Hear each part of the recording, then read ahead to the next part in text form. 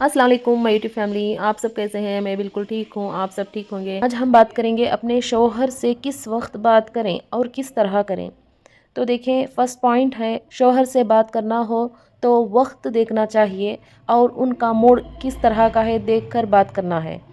समझदार औरतें इतना तो जानती हैं कि वो किस मौके पर किस तरह की बात किस तरह से करना चाहिए, ये अच्छे से जानती हैं।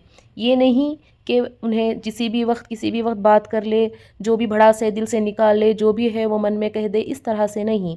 समझ कर, सोच समझ कर अपने शौहर के आगे जो भी बात हो उनका मूड देखकर, मौका माहौल देखकर बात करना ज़रूरी है। जब वो इस बात को गौर से सुनेंगे भी और हमारी बात को मान भी लेंगे।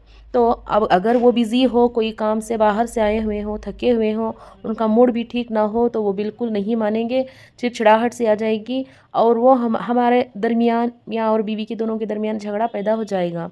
इससे हमारा ही नुकसान होगा। इसलिए सोच समझ कर अपने शौहर को बात करें और बात करने का तरीक़ा अलग रहना चाहिए। इस तरह नहीं कि बदतमीज़ी हो, बात में धीमी आवाज़ हो और इज़्ज़त व अफ़ज़ाई के साथ अपने शौहर को इज़्ज़त दें और जिस भी तरह बात करना है उस तरह से हिकमत से बात करें, तो वो गौर से सुनेंगे और उस बात को मानेंगे भी।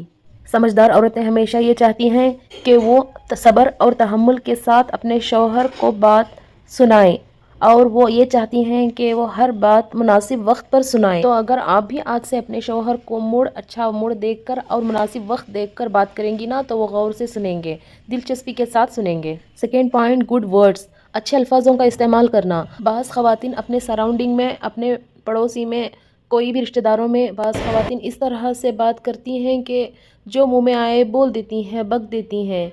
जो मुंह में आता है बेझिझक, बिना डर खौफ के कुछ भी अपनी ज़बान से बोल देती हैं। बाज़ ख़वातीन इस तरह की होती हैं कि अपने आप को गलत साबित कर देती हैं। सही होते हुए भी अल्फाजों के गलत होने की वजह से वो अपने शौहर की नज़र में गलत साबित हो जाती हैं। जबकि अक्लमंद और समझदार ख़वातीन गुस्से में भी सोच समझ कर बात करती हैं। तो इसीलिए इस तरह की समझदार औरतें अपने शौहर से जितनी भी बड़ी बात हो वो अपने शौहर से शेयर कर लेती हैं। अपने शौहर को बात बुरी भी नहीं लगती और वो अपनी बीवी की बात को पॉइंट ऑफ व्यू करके समझने की कोशिश भी करते हैं। अक्लमंद औरतें कभी भी अना की जंग नहीं लड़ती, बल्कि अपने रिश्ते को बचाने की कोशिश करती हैं। अक्सर थोड़ी ख़वातीन इस तरह की होती हैं कि अपने अना और ईगो की वजह से अपने रिश्ते को ख़राब कर बैठती हैं। इस अना की वजह से हमेशा अपने शौहर के साथ लड़ती रहती हैं और मुंह फुलाए रहती हैं और इसी तरह मुंह बनाए रखकर 3-3 4-4 दिन गुजार देती हैं। और ज़ाहिर है बीवी की अना को देखकर शौहर भी अपनी अना सामने ले आएगा।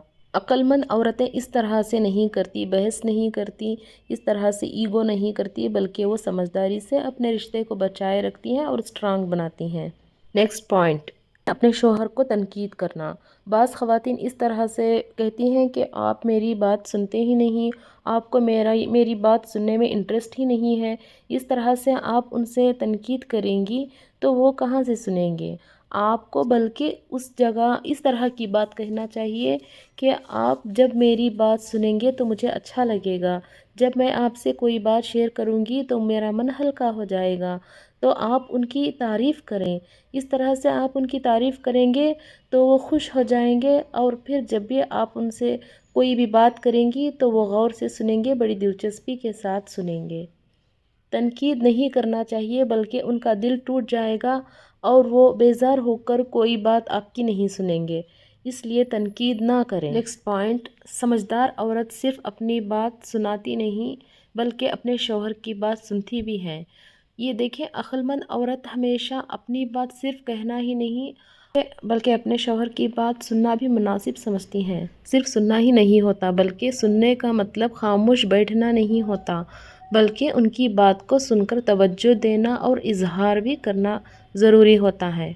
उन्हें एडवाइस या कुछ उन्हें आइडिया देने के बजाय उनकी बात पहले पूरी सुन लें।